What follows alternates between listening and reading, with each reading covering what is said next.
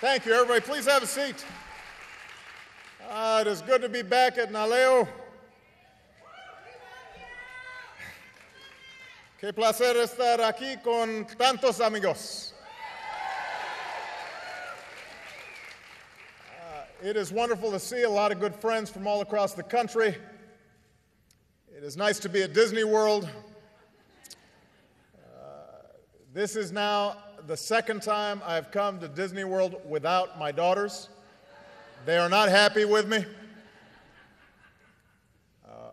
I want to thank Secretary Solis for the introduction and for her hard work. She is one of the best labor secretaries we have ever had, and she is thinking about you each and every day. I want to thank Sylvia and Arturo for their outstanding leadership. Arturo, happy early birthday. I will not sing, don't worry. Welcome to the other side of the hill. And it is especially good to have Ambassador Marie Carmen Aponte here with us. We are very proud of her.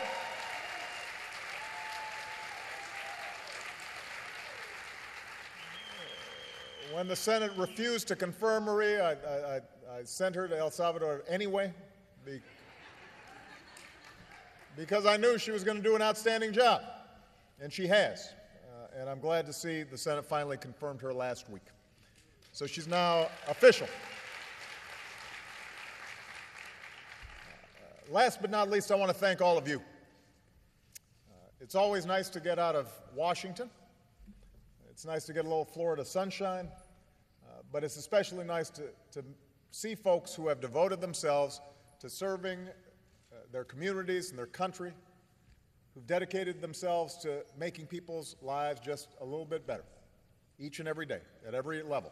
School board, state legislatures, county boards.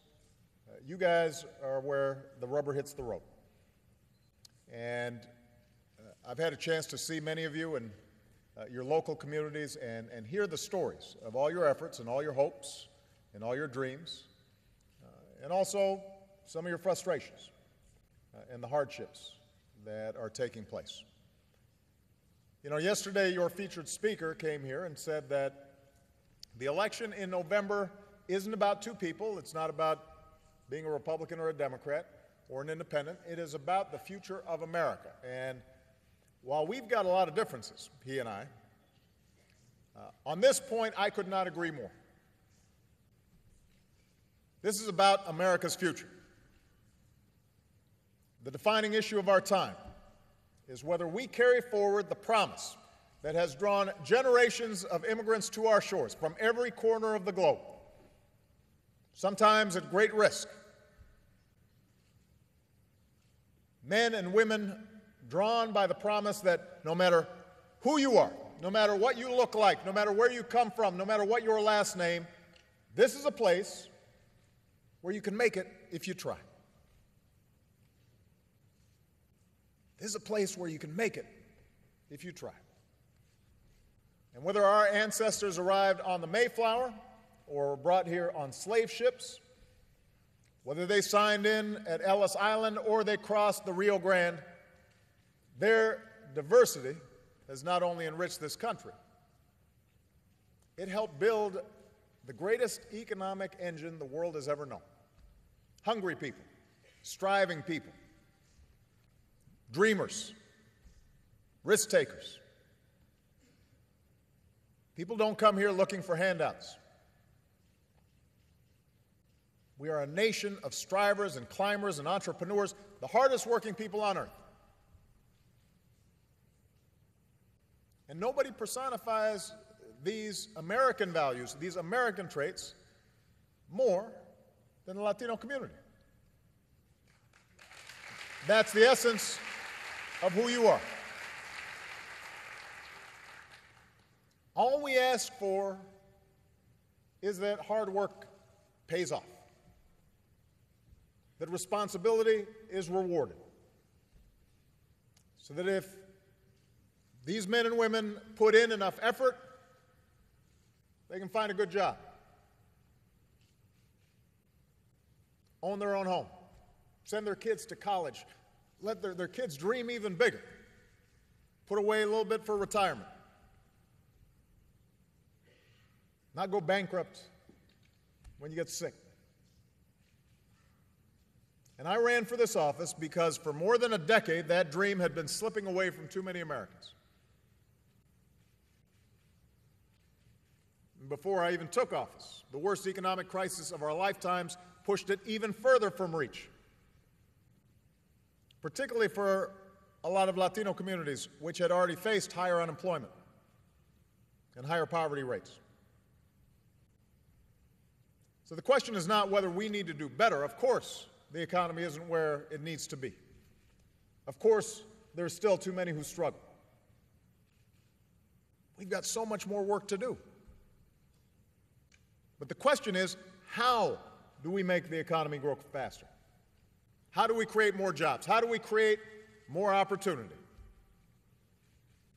The question is, what vision are we going to stand up for? Who are we going to fight for? That's what we have to decide right now. That's what this election's about. Who are we fighting for? What vision of America do we believe in? If America is about anything, it's about passing on even greater opportunity to our children. It's about education. And that's why I expanded Pell Grants, which will give an additional 150,000 children in the Latino community a chance to go to college.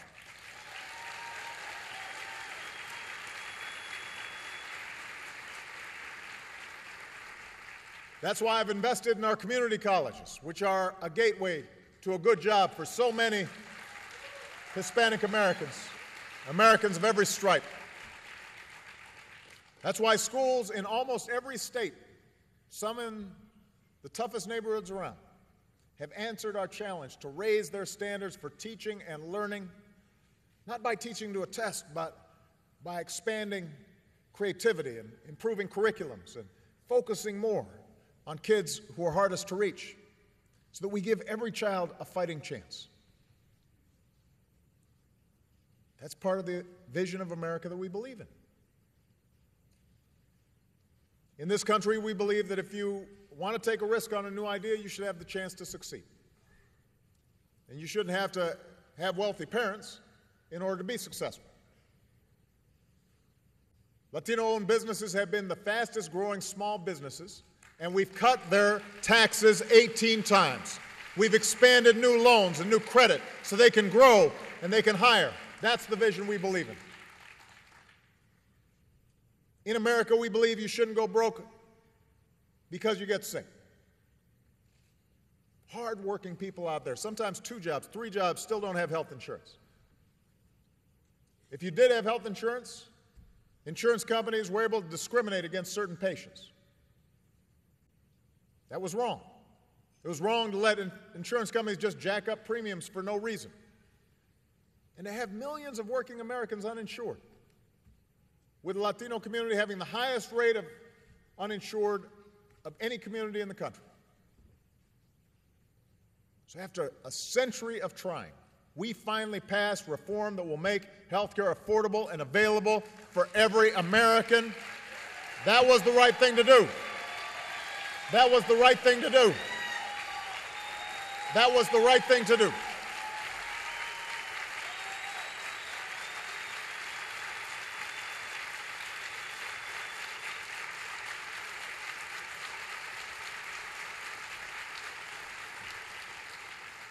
Now, we're not done yet.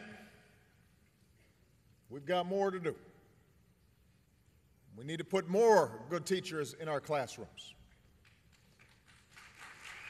We need to get colleges and universities to bring down the cost of tuition to make it more affordable for more young people.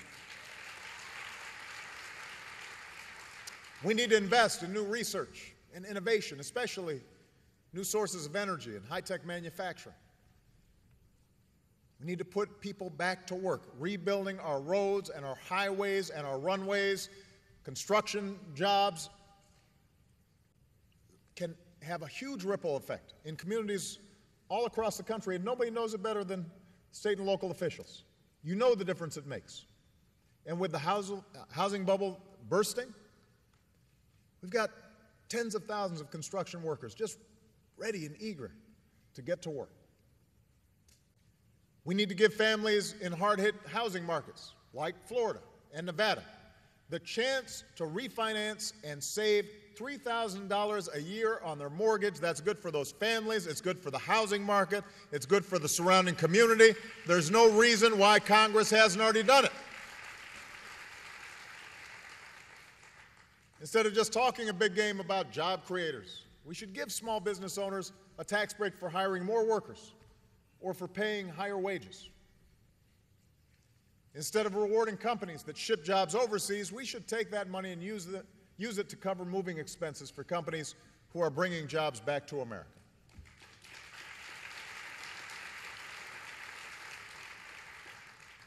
On almost every issue of concern to your community, to every community, what's holding us back isn't a lack of big ideas. It's not a lack of technical solutions. By now, just about every policy and proposal has been laid out on the table.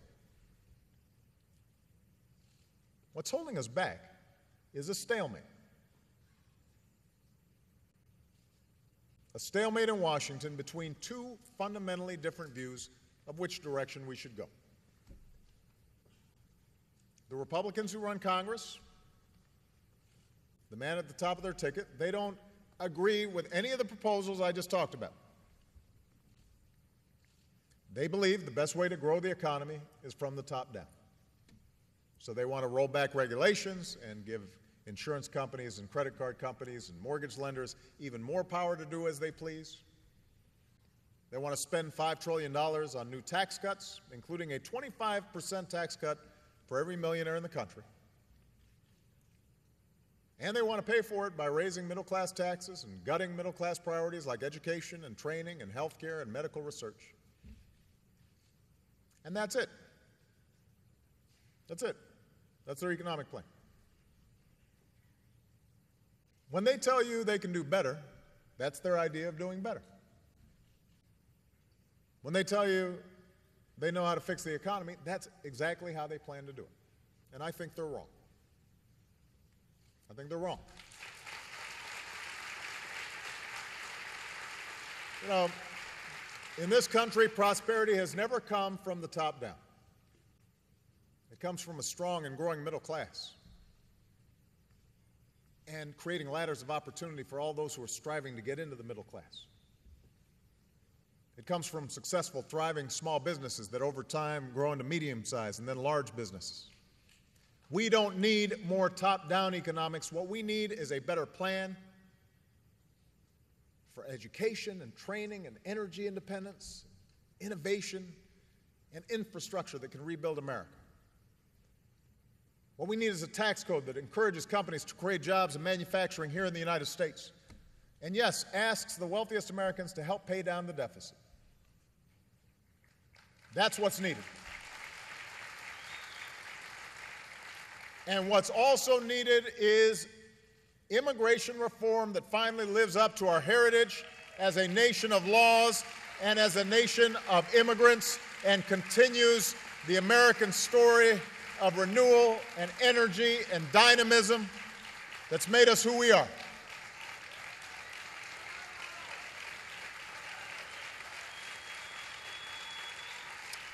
I mean, think about it.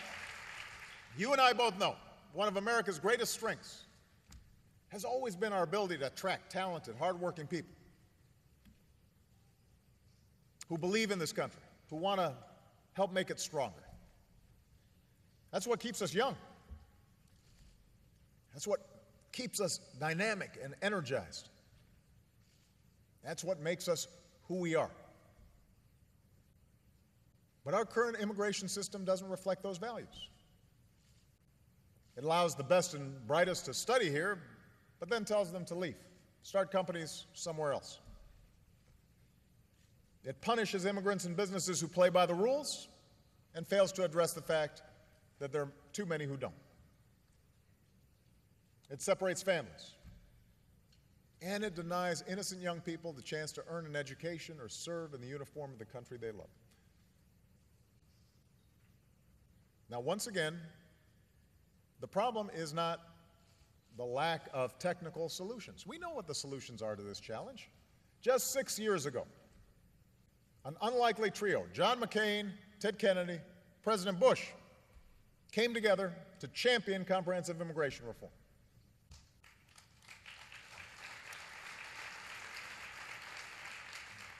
I, along with a lot of Democrats, were proud to join 23 Senate Republicans in voting for it. Today, those same Republicans have been driven away from the table by a small faction of their own party. It's created the same kind of stalemate on immigration reform that we're seeing on a whole range of other economic issues.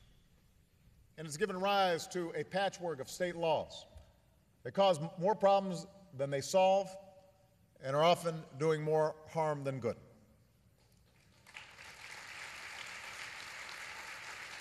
Now, this makes no sense. It's not good for America. And as long as I am President of the United States, I will not give up the fight to change it. In the face of a Congress that refuses to do anything on immigration, I've said that I'll take action wherever I can. So my administration has been doing what we can without the help in Congress for more than 3 years now. And last week we took another step. On Friday we announced that we're lifting the shadow of deportation from deserving young people who were brought to this country as children. We should have passed the DREAM Act a long time ago. It was written by members of both parties. When it came up for a vote a year and a half ago, Republicans in Congress blocked it.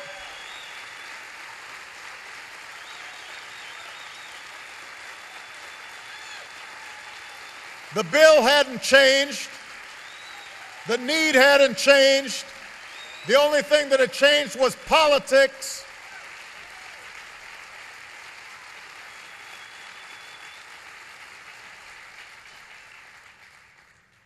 The need had not changed. The bill hadn't changed, written with Republicans. The only thing that had changed was politics. And I refused to keep looking young people in the eye, deserving young people in the eye, and tell them, tough luck. The politics is too hard. I've met these young people all across the country. They're studying in our schools, they're playing with our children, pledging allegiance to our flag, hoping to serve our country. They are Americans. In their hearts, in their minds, they are Americans through and through, in every single way but on paper. And all they want is to go to college and give back to the country they love. So lifting the shadow of deportation and giving them a reason to hope, that was the right thing to do. It was the right thing to do.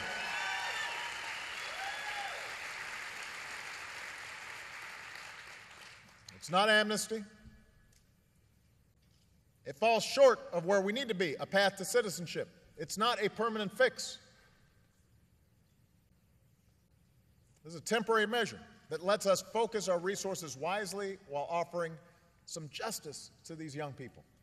But it's precisely because it's temporary, Congress still needs to come up with a long-term immigration solution rather than argue that we did this the wrong way or for the wrong reasons. So to those who are saying Congress should be the one to fix this, absolutely. For those who say we should do this in a bipartisan fashion, absolutely. My door's been open for 3.5 years. They know where to find me.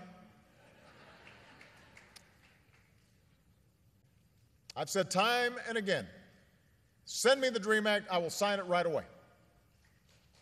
And I'm still waiting to work with anyone from either party who is committed to real reform. But in the meantime, the question we should consider is this: was providing these young people with the opportunity for a temporary measure of relief the right thing to do? I think it was. It's long past time that we gave them a sense of hope. Now, your speaker from yesterday has a different view. In his speech, he said that when he makes a promise to you, he'll keep it. Well, he has promised to veto the DREAM Act, and we should take him at his word.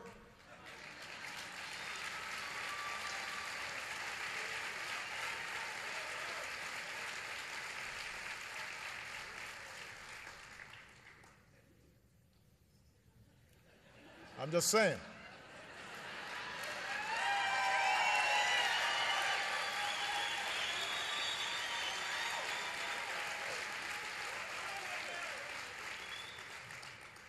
I believe that would be a tragic mistake. You do too. On all these issues, on the investments we need to grow the middle class and leave a better future for our kids, on deficit reduction that's fair and balanced, on immigration reform, on consumer financial protection so that people aren't exploited, whether at a payday loan shop or if they're sending remittances back to their families. On all these issues, Washington's got a long way to go to catch up with the rest of the country. Now, the whole idea behind the DREAM Act, after all, was inspired by a music teacher in Illinois. She decided to call her senator, Dick Durbin, when she discovered that one of her own students was forced to live in the shadows. But even as that idea fell prey to gridlock and game playing in Washington, it gained momentum in the rest of the country. From every student who marched and organized to keep their classmates from being deported, from every parent who discovered the truth about the child down the street and chose to stand up for them, because these are all our kids. For every American who stood up and spoke out across the country because they saw a wrong and wanted it to be righted, who put their shoulder to the wheel and moved us a little closer toward justice. That's what's always moved us forward. It doesn't start in Washington. It starts with a million quiet heroes who love their country and believe they can change it. Now, we all have different backgrounds. We all have different political beliefs. Latino community is not monolithic. The African American community is not all of one mind. It's a big country. And sometimes in tough times in a country this big and busy, especially during a political year, those differences are cast in a bright spotlight.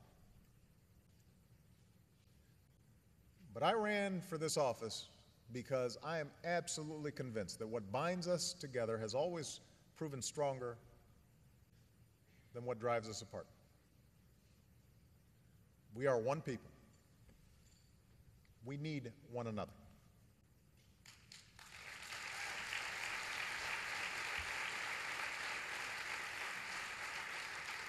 Our patriotism is rooted not in race, not in ethnicity, not in creed. It is based on a shared belief in the enduring and permanent promise of America. That's the promise that draws so many talented, driven people to these shores. That's the promise that drew my own father here. That's the promise that drew your parents or grandparents or great-grandparents. Generations of people who dreamed of a place where knowledge and opportunity were available to anybody who was willing to work for it, anybody who was willing to seize it. A place where there was no limit to how far you could go, how high you could climb. They took a chance. And America embraced their drive and embraced their courage. Said, come. You're welcome. This is who we are. Every single day I walk into the Oval Office,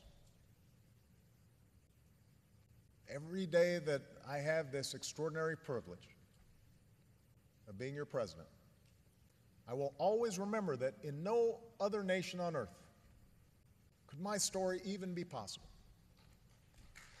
That's something I celebrate.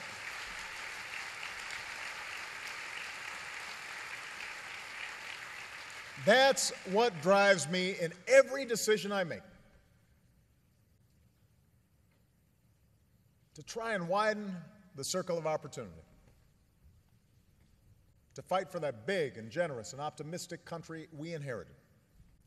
To carry that dream forward for generations to come. Because when I meet these young people, all throughout communities, I see myself. Who knows what they might achieve? I see my daughters and my nieces and my nephews. Who knows what they might achieve if we just give them a chance? That's what I'm fighting for. That's what I stand for. This fight will not always be easy. It hasn't always been easy. It will not happen overnight. Our history has been one where that march towards justice and freedom and equality has taken time. There will always be plenty of stubborn opposition in the way that says, no, you can't. No, you shouldn't. Don't even try. But America was built by people who said something different. Who said, yes, we can. Who said, sí, se puede. And as long as I have the privilege of being your president, I will be alongside you fighting for the country that we together dream of. God bless you. Thank you, NALEO. God bless the United States of America.